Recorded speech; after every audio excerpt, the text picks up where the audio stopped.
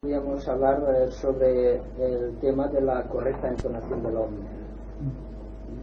Visualización de energías, dirigirlas, etc. El sonido mantránico OM no se aprende enseguida. Entonces ya esotéricamente puedes contarlo. Es el producto de, yo diría, de muchos años de experiencia en la pronunciación. Cuando realmente la persona ya no quiere, ya no desea, ya no está interesado en pronunciar el OM, es cuando el OM le pronuncia a él. Así que no es el hombre que pronuncia el OM, sino que es el OM que pronuncia el OM. Y hay que llegar aquí por un proceso, digamos, muy escalonado de efectos mentales. Primero, debes construir un gran tramo de la antakarana. La antakarana es el hilo de luz que va desde el centro ajna al centro coronario. Y el centro de la conciencia del hombre está situado siempre en un punto determinado entre el centro ajna y el centro coronario. No va hacia atrás, y siempre va avanzando. Así que cuando el maestro refiere a su discípulo y lo puede admitir en su vaso, cuando ve que la luz de la antakarana se ha convertido en la luz de la cabeza y brilla en un lugar determinado entre la glándula pituitaria y la glándula pineal, dentro del cerebro físico. Al llegar a las 3/4 partes de la antakarana se puede pronunciar Yalom con su entonación correcta. Ten en cuenta que el OM no se puede pronunciar a la voz que uno quiere, sino a la voz que viva entonarse o realizarse. El proceso está ahí. A ver si podemos lograr que nuestra personalidad no se sienta tan interesada en hacer bien el OM, escuchando cómo se va aquí, o más interesada en destruir por dentro aquel sonido místico que tiene que surgir por su propio impulso. Hay también el AUM, el AUM, el amén de los cristianos. Amén, AUM, que se emplean en otras ramas en las primeras fases del entrenamiento espiritual. Después viene una fase dentro de la cual estás ya dentro de las ramas, ya has pasado. Los 3 primeros estadios están en el 4º estadio, dentro de las ramas, y entonces hay unas prácticas del OM enseñadas por Vedas, especializados en el mantra OM. Es decir, que hay que darse cuenta que el OM es un sonido creador, es el sonido del ángel solar, es el sonido del segundo rayo, tal como el hombre puede entonarlo aquí en nuestro mundo. Y al mismo tiempo la escalera dentro de la escala de sonidos que conecta la vibración humana con la vibración divina. Así que cuando entonamos el OM, de hecho estamos ascendiendo por la escalera de la antakarana buscando la propia divinidad. Hay un sonido que solo se pronuncia en la 5ª iniciación, y es hablar de mucho tiempo que tenemos por delante, que se llama el sonido original, que contiene el nombre completo de la mona del globo solar. Cuando se entona el OM perfectamente, siempre es en la 3ª iniciación, cuando el iniciado enfrenta al Señor del mundo por primera vez. Entonces él mismo le comunica el OM, y el OM tiene una cadencia especial y está relacionado con el nombre de Sanat Kumara. No el nombre que le asignamos a Sanat Kumara, sino el nombre que le corresponde dentro de la logia cósmica de siglos. Así que fijaos bien, cuando hablamos de OM hablamos de un gran secreto, y para realmente pronunciar el OM hay que estar incluso más allá del deseo de pronunciarlo, no sé cómo decirlo. Aquello que Krishnamurti dice, para descubrir la vida hay que estar más allá de la vida. No hay que estar apegado a la vida para sentir intensamente la vida dentro del corazón. Esto hay que tener en cuenta con respecto al OM, porque el OM es el sonido de la vida, es el sonido del ángel solar, es el sonido de nuestro destino, es el sonido de contacto con la divinidad. Por lo tanto, es una importancia fundamental Y naturalmente cuando ves que una persona está pronunciando inadecuadamente, causa un poco de desesperación, y es llevando de la fonética interna. Yo me acuerdo de una anécdota que sucedió en la sala de meditaciones de la escuela Khan en Ginebra. Ustedes saben, no sé si algunos salvó León, no sé si habéis estado en Alemania. Es una sala donde hay una mesita con este altar, hay un talismán levantado por el maestro tibetano y el signo de la nueva era. Y allí cada día al mediodía, nosotros en Puentes Solares nos reuníamos a meditar los tres amigos de la sede, tres miembros de la sede, Messi Jansen, Messi Rein y Messi Lután. Y bueno, y se empieza la meditación, yo no podía sufrir el hombre de Jansen. Y un día hice tan raro que me solté una carcajada en la meditación. Me hizo salir de la habitación. Yo no podía aguantar. Y a veces, porque estoy haciendo lo mismo. Y a mí la ven que lo hago mal y me han dado ganas de reír. Vamos, aquella me dijo de todo que si podía en francés o en español. Y no podía comprender la francesa. Bueno, el caso es para deciros que no basta ser un discípulo solamente para poder encontrarse con otro. Además, el hecho de que la persona esté internamente trabajando durante años, la voz le cambia. Y que hay personas que quieren estudiar canto. La única manera de estudiar canto es escuchar la voz interna. Y es el sonido musical, porque todo el mundo tiene una voz determinada. Y esta voz determinada es la voz que interesa. Y como que la voz que interesa es la voz mantránica, es la efectividad. Entonces, cuando dejáis pronunciártelo, no seáis impacientes, externo. Recogeos en silencio y entonces trata. Aún saldrá un hombre incoloro, como digo yo, insípido, que no tiene sabor, no tiene color. Pero en el momento que sentís algo que resuena desde dentro, como dentro de las entrañas de una voz que surge, es la vuestra, y sin embargo es la vuestra. Pero que es la voz vuestra que ha sido tomada por la temporada. Así que jamás debe hacerse la meditación de acuerdo con un tipo específico, con un prototipo de hombre, porque es imposible. Sino que el hombre siempre es el resultado de una meditación continuada y trascendente. Entonces todo surge de una forma natural, de una forma libre, de una forma expansionada, que llega hasta el propio Dios. Y es el método de contacto con la divinidad, con los devas. Por ejemplo, en la tercera iniciación, el hombre se pronuncia de tal manera, con un tono específico que te enseña la hierofante, que puede conectarte con el logos planetario. Y puedes estar mediante este hombre en contacto permanente con Sanat Kumara. Esto ya ha aparecido. En la primera iniciación, el hombre tiene el poder de reunir una cantidad impresionante de devas que quedan atraídas por el conjuro mágico del sonido. En parte dependen de ti. Y si tú continúas o mandan, continuado, los devas masifican el ambiente, por decirlo de alguna manera, y pueden crear cosas como hace el mago negro. Porque el mago negro pronuncia el en las primeras fases. Es decir, que tiene ciertas iniciaciones dentro de la logia negra. La tercera no, porque no puede enfrentarte un mago negro a Sanat Kumara, porque se desintegraría su alma.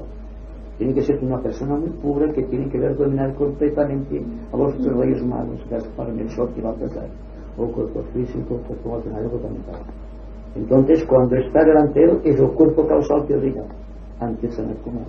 Y ese es realmente el que es interesante. Pero os digo esto porque nuestras meditaciones son una escuela para pronunciarte.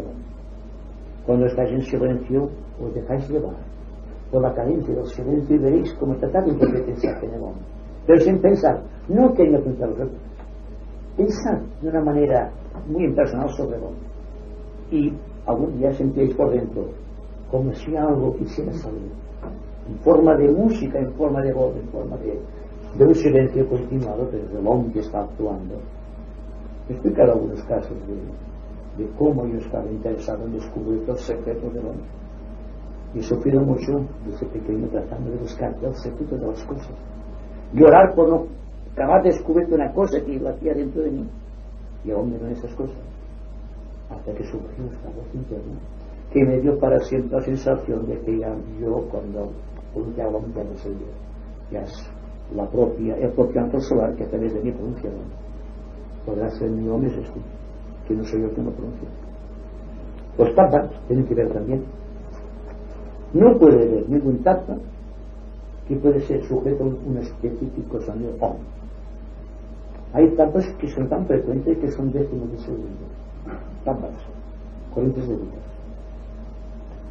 Hay tapas que duran días, hay tapas que duran horas, hay tapas que duran meses, hay tapas que duran años y siglos, y muchos cientos de siglos. Depende de la del ciclo de uno. Hemos estado haciendo experimentos con un generador de frecuencia y clarividentes, y hemos visto que prácticamente, al menos dentro del tapa posiblemente mayor, aquel se iba produciendo con una frecuencia, no recuerdo si eran de 20 o 21 minutos, ¿te acuerdas?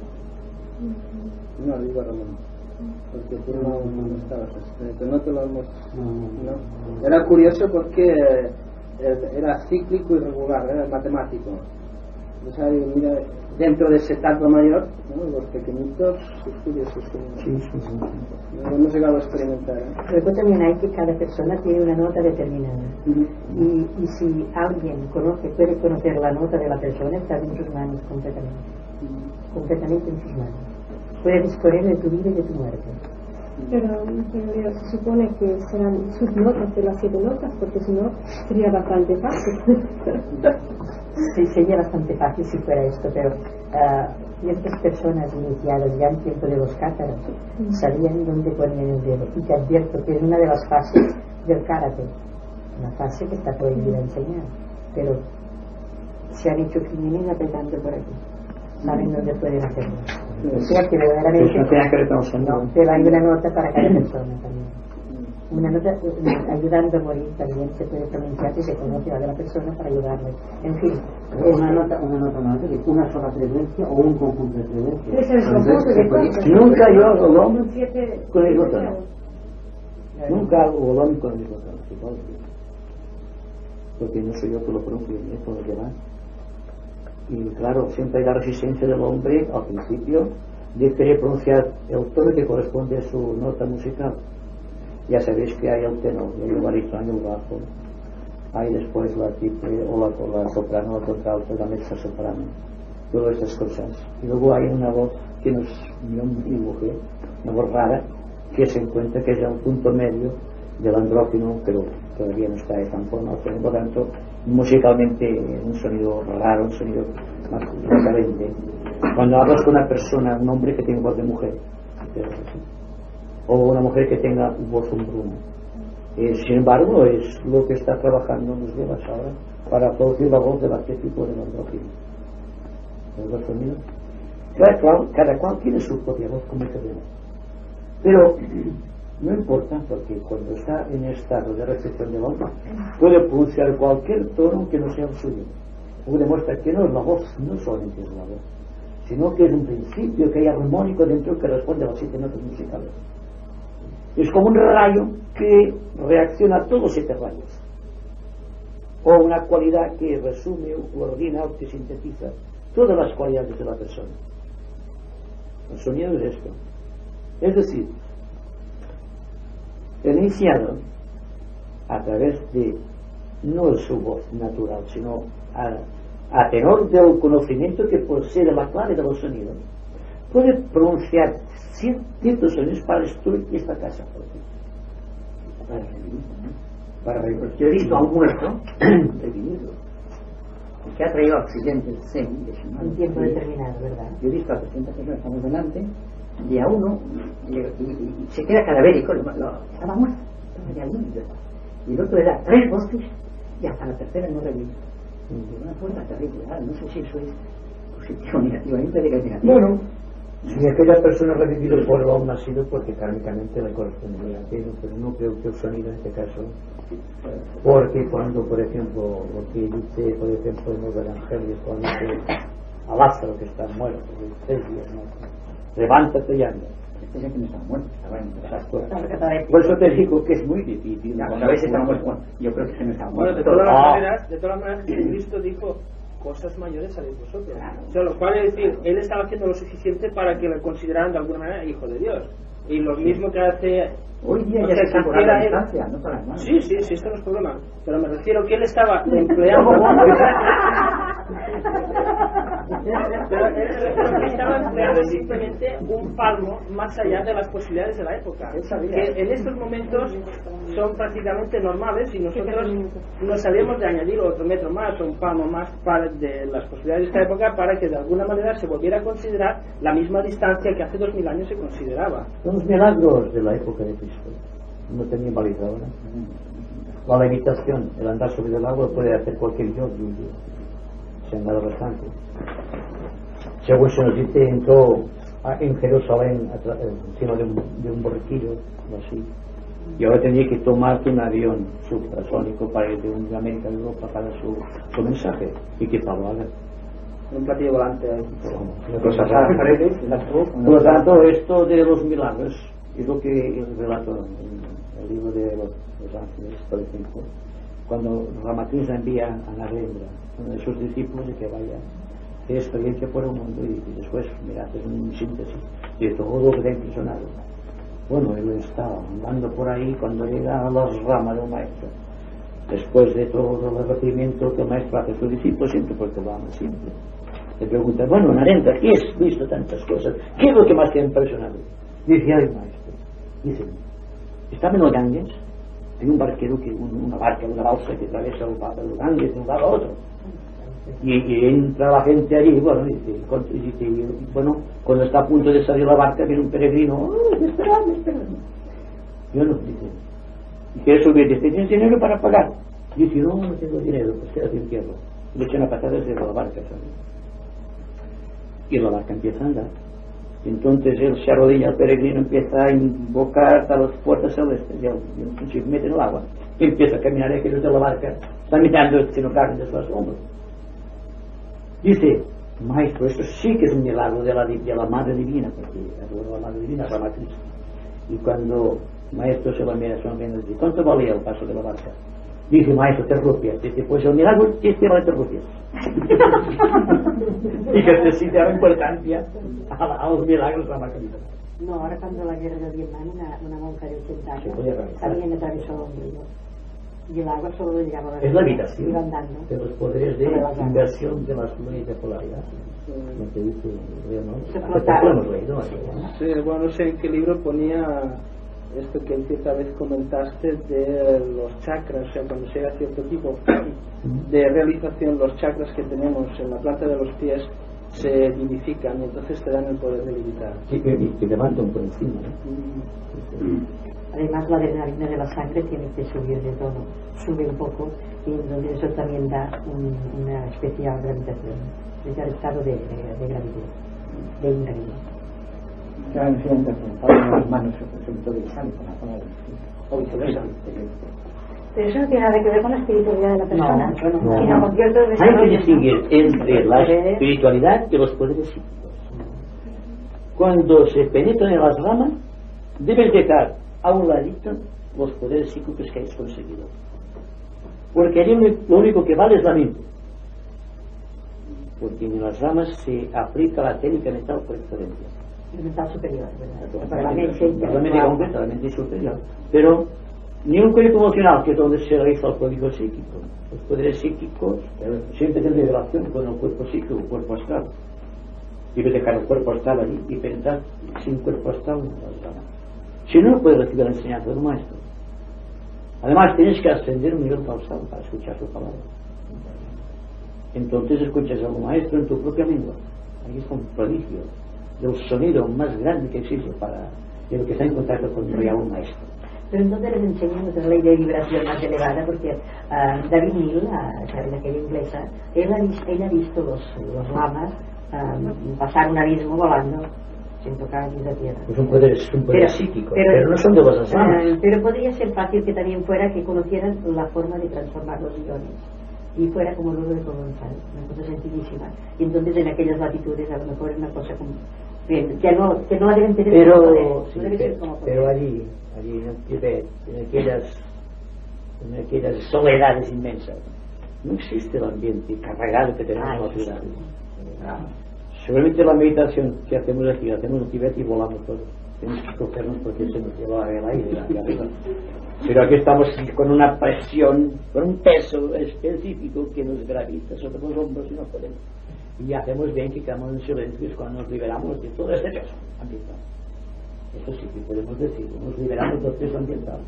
Y si quiera por el rato que estamos aquí, un rato después, y después cuando un par de días cuando nos acordamos, aquello perdura con una música y todo. Es como si parte de algo se hubiese introducido dentro de nosotros.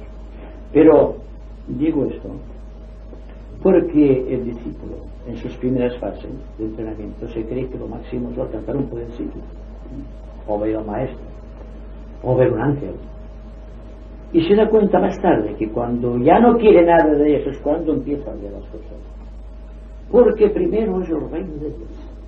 Lo demás vendrá por añadidura. Esto todo el mundo lo dice y nos cae la vagina todos explicando estas cosas, pero no es que no aplicamos nada. Primero las cosas y si queda un poco de tiempo el reino de Dios. Esto lo hacemos todo, ¿verdad? Y se lo digo a la gente y me río porque la gente dice así, es que tiene razón, señor. Pero claro, la cultura es vuestro problema. Y se lo digo siempre. Ahora, yo no me permito hacer la mayoría de cosas importantes. Primero para mí es la divinidad. Después, mío, ese tiene sus necesidades y entonces hay que darse esas necesidades porque es mi instrumento, no lo necesito. Y es a través de él que os he conocido a todos, es a través de él que os amo, es a través que yo recibo la inspiración, si puedo decirlo así. Tengo que cuidarlo mucho, tengo que amarlo mucho. Ahora, una cosa es que ame mi cuerpo y otra cosa es que yo dependa de mi cuerpo. Ahí está la diferencia. Entonces yo aplico esta ley. Primero viene de Dios y después lo demás por añadidura. Es decir, que no es cuestión de tener mucho o de tener poco, es estar desapegado de todo, como aquel sannyasin, ya sabes, hay un sannyasin que está buscando la verdad y los sannyasin, dice, bueno, que aquí Krishnamurti en una de sus obras, es tan pobre que solamente tiene dos calzoncillos para ponerse, uno se lo pone, después se limpia el otro y así, solamente tiene esto, y así es pobre. No lleva ni nada, ninguna joya, nada. Lleva otra y cosas. Y resulta que se entera yendo por el mundo porque los sannyasin está buscando la verdad.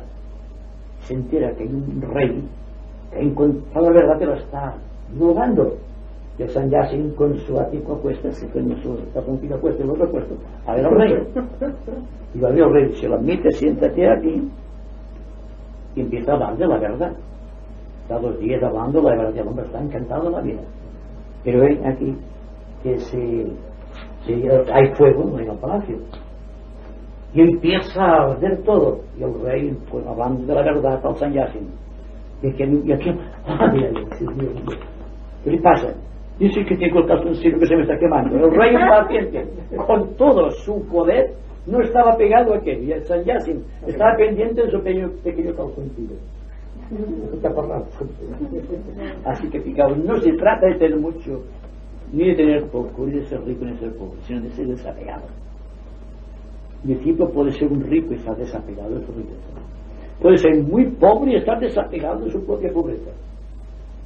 Por eso es un discípulo, si no, no lo sería.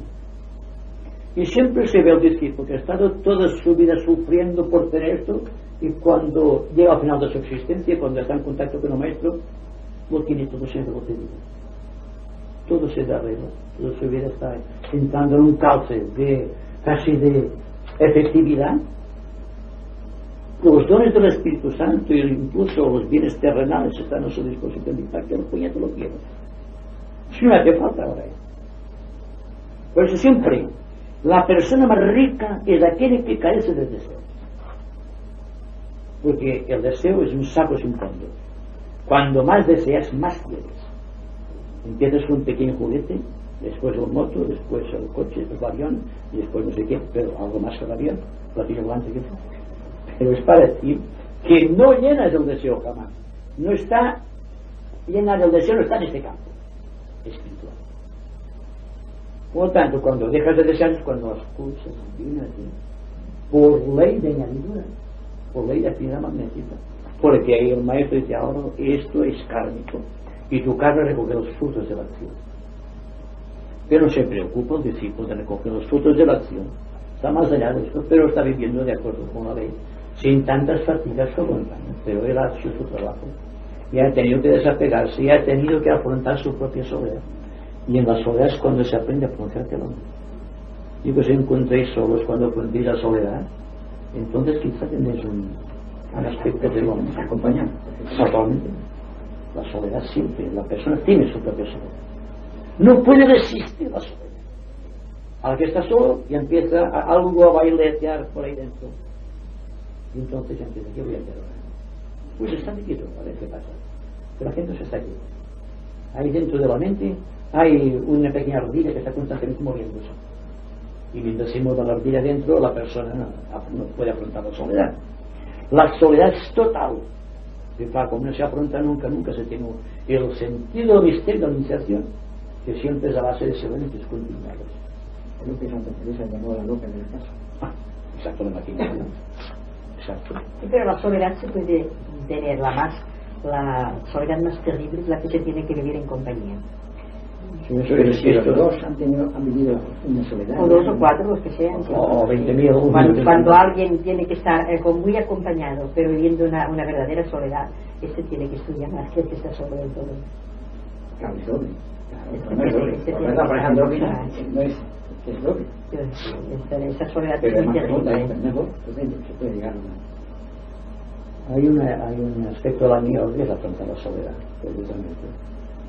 Dice, hasta ahora has estado atento a todo cuanto pasa dentro y fuera de ti. Eso te ha hecho controlar un poco la mente. Ese es el guardián del umbral que te dijiste en la primera Sí, iniciación. sí. Ahora vas a proteger, a partir de ahora estás solo. Sí. Si te gusta esa soledad, que no es la profunda, estás perdido si no hay ese umbral. Sí, bueno, pero es que el guardián del umbral no sale si no has afrontado tu soledad. Es que no resistís su presencia. No sé si habéis visto nunca al guardián del umbral. Yo lo tengo subido en todo. Bueno, está. Entonces, por eso. si no has trabajado internamente mucho en la soledad, no lo puedes afrontar. Tiene un poder terrorífico. Es la fuerza de todo un mal cósmico gravitando sobre nuestro mundo. Entonces, la gente lo quiere luchar contra eso. Pero te da poderes, son terribles. Esos poderes son los poderes que tú mismo has construido, que has hecho mal uso.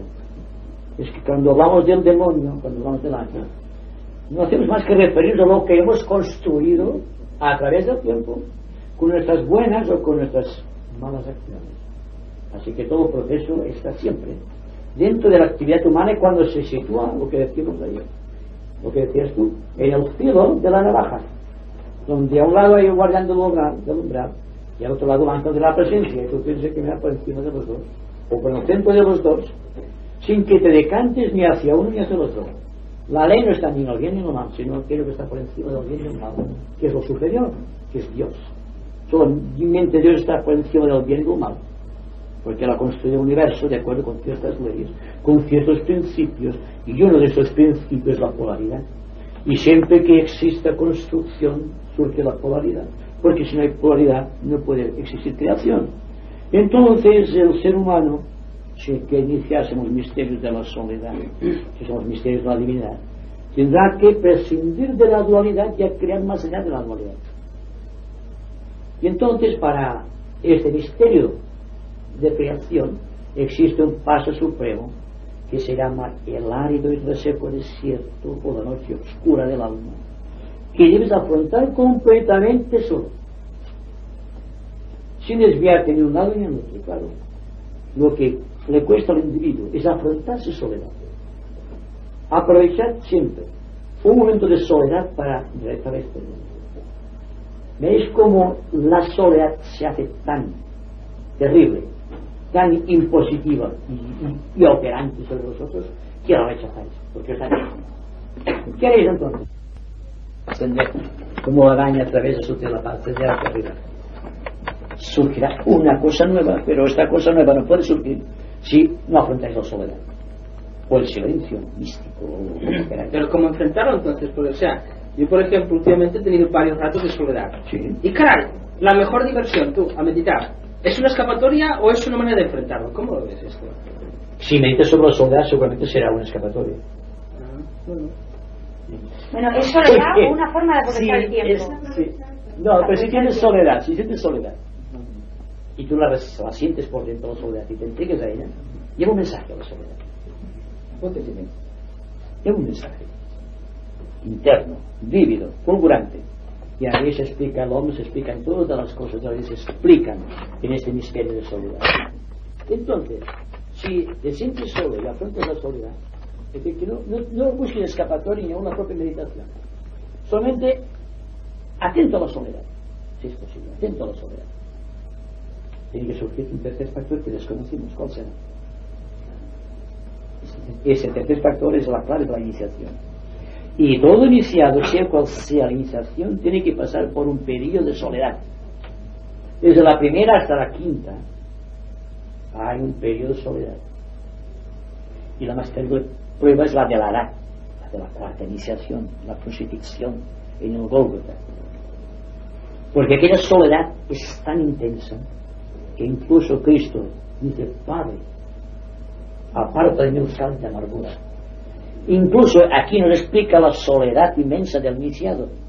No sabes cuánto tiempo es, porque no hay noción de tiempo en ciertas dimensiones del espacio, pero es un momento solemne, cósmico, que debe transformar la vida del iniciado, porque de ahí sale la destrucción del cuerpo causal. Tiene que ser la reunión de todas las fuerzas celestes para calentar sobre tu cuerpo causal y destrozarlo.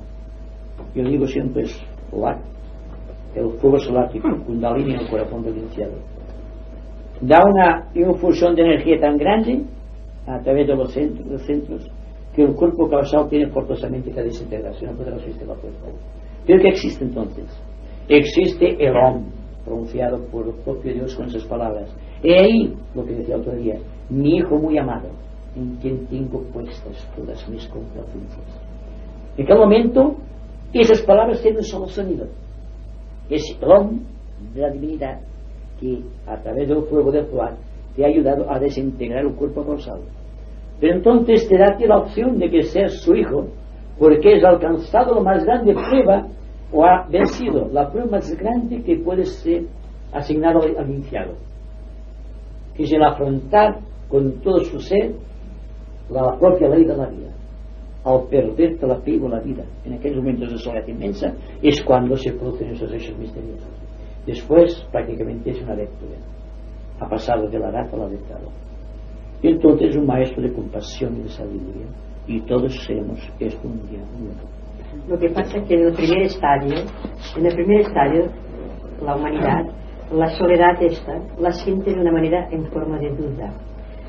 Al llegar a una soledad terrible, piensa, por ejemplo, ¿es real el sentido de la vida? En estos momentos piensa en su soledad particular y piensa si no es la existencia un motivo para vivirla intensamente y no estar solo. Antes duda de esta realidad de la existencia, de que este vivir en varios mundos a la vez, cuando se siente la soledad es porque no se está muy seguro de que se vive en muchos mundos a la vez. Es la duda, porque aunque sabemos muchas cosas, en el primer estadio se vive la duda. Para mí, ahora la soledad es porque se duda. Cuando uno se duda, se sabe que no se está solo y que se está viviendo en otros niveles, y que todo lo que pueda pasar aquí pues es un aspecto y luego vendrá los otros aspectos. Pero cuando se sufre por la soledad es porque se duda de esta realidad de la vida mayúscula. Si no, no se sufre por la soledad.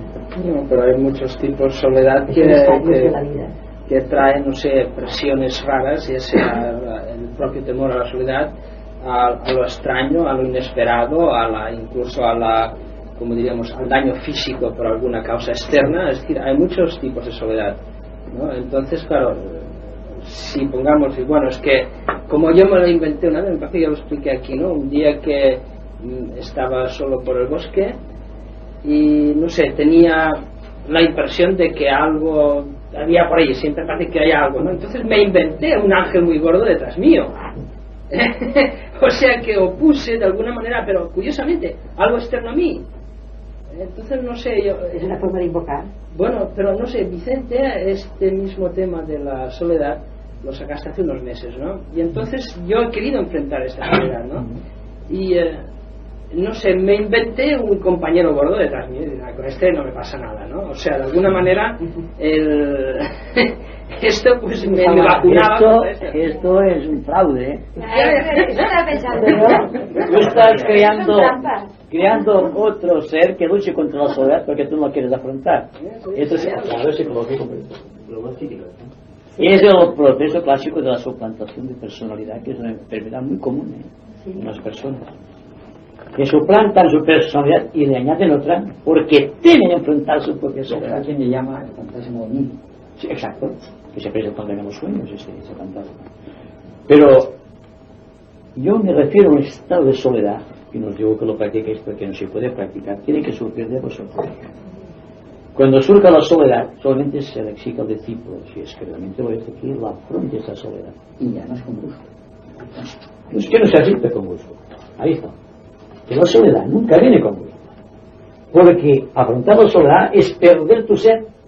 El ser conocido debe desaparecer, absorbido por la propia soledad. Pero cuando está mucho tiempo afrontando la soledad, cuando tu corazón tiene callos de tanto dolor por afrontar la soledad, y entonces de improviso sientes que la soledad te toma a ti y jamás te dejas solo con tu propia soledad. Porque entonces, cuando estás en silencio, solamente haces así y se te lleva hacia dentro la soledad. Has rebasado esta cúspide y entonces todo es pendiente, sin esfuerzo de tu parte. Pero claro, hablamos de cosas que parecen sin sentido, que parecen unas expresiones muy románticas que estamos dando aquí.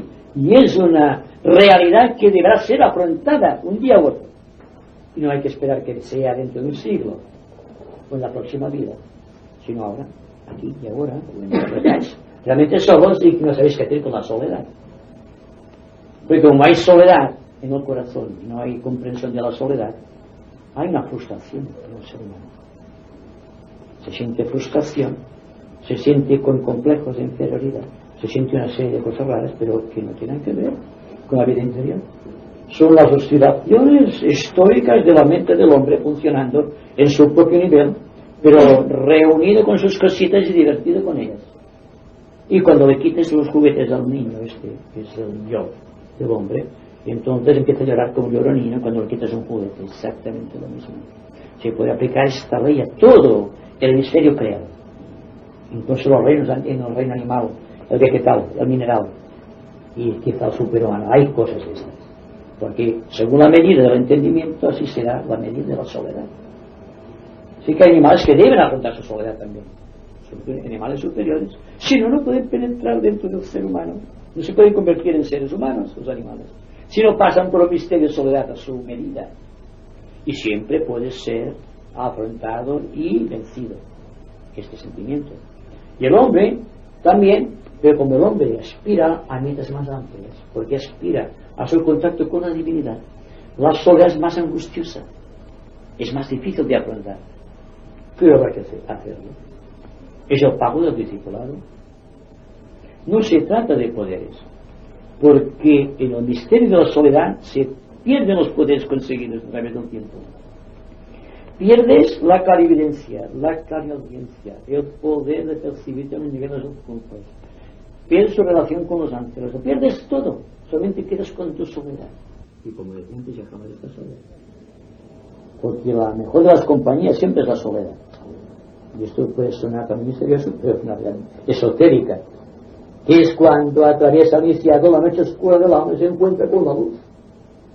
Hasta aquí, eres un túnel oscuro donde no hay nada. Ese mito platónico de la caverna. Exacto. Es el mito de la caverna de Platón. Por lo tanto, preparo. Yo siempre aconsejo que se afronte la soledad, aunque es el momento. Cuando se encuentres que no sabes qué hacer, pregúntate por qué no sabes qué hacer. Estate tranquilo. Y estate atento a la propia soledad. Claro, la soledad no es lo que estás solo aquí solamente. Es la soledad que debe producirse dentro de ti, dentro de la conciencia a través de la mente, que es nuestro punto de atención. Yo lo que me encuentro, Vicente, Queréis decir con la soledad es que a veces la deseo y estoy a gusto con ella. Estoy muchas horas que naturalmente estoy en casa, ¿no? Ahora, hay días, por ejemplo, como digo, que no puedo estar ni 5 minutos en casa. Me digo, no acepto la teoría de la soledad. Sin embargo, durante la semana en casa la deseo. Sí, sí, sí. Es una lucha que... Bueno, pero es que también hay la formulación histórica, como se dice psicológicamente, en que siempre se ha dado al domingo una expresión de fiesta, de familiar, de estar en compañía con la gente, de saber por aquí, por allí, y entonces como no tienes que dar una sensación de soledad. En este caso depende también de la fuerza de la persona, la fuerza espiritual. No hablo de ti, hablo de tu caso, pero es un caso muy generalizado, porque hay personas que tienen su familia, se va a la familia, ¿sabe qué hacer después? Pues solo, pero no, a poner música, que voy a aturdirse, porque la soledad aterra, da miedo a la soledad, da un temor, pavor diría yo a veces. Y si quieres ser fuerte, si quieres, como dice el adagio esotérico, tu alma debe ser fuerte como más fuerte el diamante, debes de afrontar tu soledad, porque el primer rayo esto no es una pulsada del segundo rayo místico, dulce, amable. Es el primer rayo que te invita a descubrirte ante la realidad, para que te des tal cual eres y para que puedas descubrir la verdad o Dios que es en ti. No puede ser cualquier pequeño rayo, un rayo de fuerza, un rayo de aspecto. No hay necesidad de que sea la persona típicamente del primer rayo, que no tiene que ir bien equilibrado, donde se vive terceros son fundamentales. Naturalmente el triángulo siempre está presente, pero lo que actúa en este caso más que nada es el primer rayo, el que actúa en la iniciación del primer rayo. Ahora hay los 3 rayos porque hay 3 elementos, hay el hierofante, hay el padrino, el maestro, y hay otro padrino. Cada cual tiene asignado su propia misión. Un triangular, en forma... Un triángulo, perfecto, equilátero. Pero el momento en que recibe la iniciación al iniciado, se forma en el cielo y está en este momento cíclico en que 3 constelaciones, cuando la vida iniciación, están formando un triángulo equilátero perfecto en un cosmos. Y cuando es la primera iniciación, debe ser 3 planetas específicos que están haciendo encima del iniciado, o que se va a iniciar, un triángulo equilátero perfecto a través del cual la fuerza de la constelación de los caminos se transmite al iniciado y puede cargar el talismán sagrado en algún mundo. Esto no se habla porque son cosas que naturalmente no son de aplicación práctica. Solamente son para inspirar al discípulo a lo que vendrá, a lo que va viniendo. Y lo cual debe ser consciente, cada vez más consciente de lo que va viniendo para iniciar. Quizás digamos que esto está más allá de la perspectiva normal. Y aquí hay que aplicar la fuerza del Sagitario. Que lanza la flecha, cuanto más lejos mejor. Pero daos cuenta que la flecha es de la antacarana, que surge de la mente animal y va a la mente divina. Y todo tiene su razón de ser. El centauro, que se pierde el centauro, del cuerpo humano que se pierde y se queda. Exacto. Y solamente la flecha y anda tras los propósitos de Dios. Pues vienen, tienen que atravesar. Si os interesa físicamente, hay una soledad que va de la tercera a la cuarta dimensión, porque trabajas con dimensiones. Hay un momento cumbre de soledad entre la tercera y la cuarta dimensión. Hay otro sistema de soledad que va de la cuarta a la quinta, hasta llegar a todas las dimensiones del espacio. Por lo tanto, esto es un misterio cósmico, no solamente aplicable a nuestro pequeño planeta o a nuestro pequeño ser, y es aplicado a todos los planetas del universo y a todas las constelaciones y a todas las galaxias. ¿Por qué? ¿Dónde termina la radiación magnética, psicológica o divina de un logos? Empieza automáticamente la de otro. Pero, ¿qué es lo que separa ambos logos? Un misterio de soledad. Por esto, cuando hablan de los hombres, me río un rato. Porque hay un misterio de soledad que solamente puede atravesarse mediante la fuerza de la intención de Sanat Kumara. Si Sanat Kumara dice no pasa nadie, no puede pasar. Y es él que debe crear un camino en el éter para que puedan venir las naves de otros planetas, otras galaxias.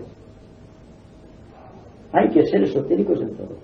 Ahora bien, no duda cabe si hay algo aquí que desconocemos. Una civilización dentro o en cualquier nivel con poderes superhumanos que pueda realizar esos prodigios. Está entonces dentro del propio Sanat Kumara. Y es el que decide, y es el que evoluciona a través de todo ese complejo. Pero lo interesante es darse cuenta de que hay un espacio vacío, completamente neutro, por lo tanto, una soledad. No, espera.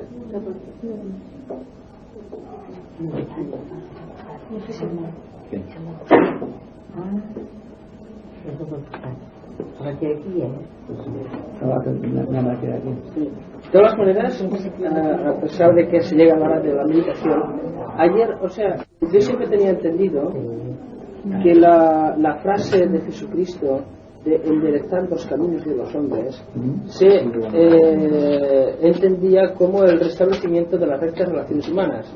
Y tú ayer diste una pincelada bastante más elevada en cuanto al eje de la crítica. Entonces, poniendo, por decirlo así, alineamiento con las profecías, vemos que hay varios acontecimientos, que uno es de orden telúrico, que puede coincidir con una oposición planetaria, y otro es de orden divino, como es la reaparición de Cristo en la Tierra. Entonces, si todo esto lo ponemos juntos, es decir, que Jesucristo decía que para que Él volviera de nuevo la ley, el orden, etcétera, bien está todos los suelos, pero que antes, de todas maneras, habríamos de establecer o enderezar los caminos para que Él pudiera venir. Entonces, si este alineamiento de la eclíptica se ha de producir antes de que Él viniera otra vez, y parece que será alrededor antes del 2025, entonces es de suponer, uno, o se han restablecido correctas relaciones humanas a un nivel que prácticamente no le represente mucho sacrificio su nueva reaparición, o bien, como consecuencia de que el eje de la crítica se ha puesto en su posición vertical exacta, entonces produciendo lo que los profetas han predicho de catástrofes, etcétera. Entonces hay que decir, ¿cuál de los dos factores se puede producir primero para que sea posible la reaparición de Cristo? ¿Las rectas relaciones humanas o el enderezamiento de esta? Para la reaparición de Cristo nada tiene que ver la inclinación de la Tierra, porque eso puede producirse dentro de la quinta ronda, quizá, cuando esté el planeta en su horizontal no va a caer, quedaría estabilizado, porque sabéis que va haciendo esto. Luego hay, entonces tiene que hacer mover a esto por el proceso de recuperación. Pero entonces eso tiene que ver, es una cosa científica. Solamente cuando llegue el momento en que esté completamente perpendicular, de acuerdo con el movimiento de la eclíptica, con el movimiento alrededor del Sol, entonces se producirá un misterio celeste.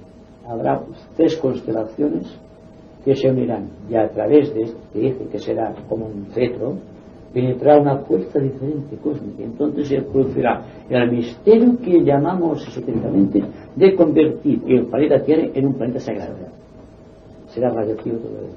Ahora bien, cuando hablamos de un avatar, tiene que ver con una era determinada, ya sea de Piscis, de Acuario, y cada uno de los signos astrológicos tiene su propio Dios, su propio avatar, el que viene a dar el mensaje que corresponde a aquella era.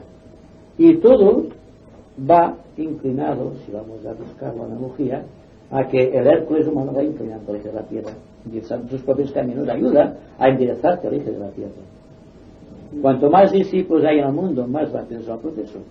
No depende ya de una constelación, depende del esfuerzo de los hombres, porque el hombre, aunque no se diga, tiene poder sobre las estrellas, cierto poder sobre las estrellas. Llega un momento en que se da cuenta de esto.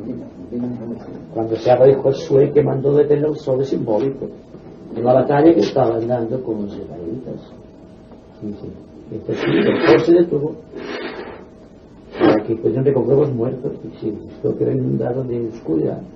Pero eso es simbólico solamente para demostrar que un iniciado puede tener curso de muchas cosas, no solo precisamente, sino de cierto destino kármico en su vida o en la vida de cualquiera. Hay un proceso místico de sustitución, mediante el cual el maestro puede sustituir el karma de su discípulo siempre y cuando se lo cargue. Y si nosotros quisiésemos curar cualquier enfermedad incurable, tendríamos que decidir crear cada cual un poco de esa enfermedad. La curaríamos. Y entonces solo a fuerza de que diese vueltas en un grupo la enfermedad la disolveríamos.